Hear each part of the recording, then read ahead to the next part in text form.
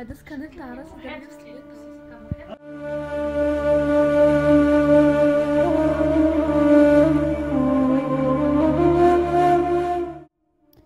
كنت خارجه مع 12 عندي واحد البنت جرات لي شعري، كنت كتهضر معايا جرات لي شعري وطحت في الارض، وجاو عندي صحاباتها بداو تضربوني، بداو تيشتفوا عليا صافي، وضربت راسي مع التروطوار.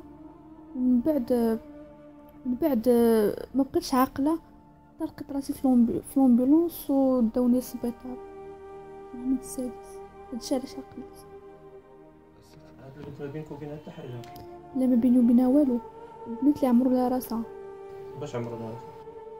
ما عرفتش باش، ولكن جات عندي ضرباتني. كتقرا معاك هي في القسم؟ وصحاباتها الاخرين تيقراو في الثامنه والسابعه والتاسعه. جابت لي بزاف. انا عقلت على 7 اللي كانوا اللي شفتهم بعينيا، الاخر ما عقلت على والو.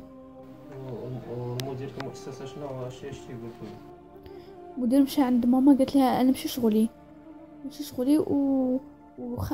الشيء وقع خارج المدرسه، ولكن هما داروني في الدروج، بداو يهدوني في الدروج ونتفوني من راسي، تيسرقوا لي داكشي ديالي، كاسكيطات والادوات ديال تسرقوهم ليا. واش كطلبي دابا من المسؤولين؟ كنطلب منهم يحيدوا الاجرام اللي كاين في طه حسين ورجعوها نقيه.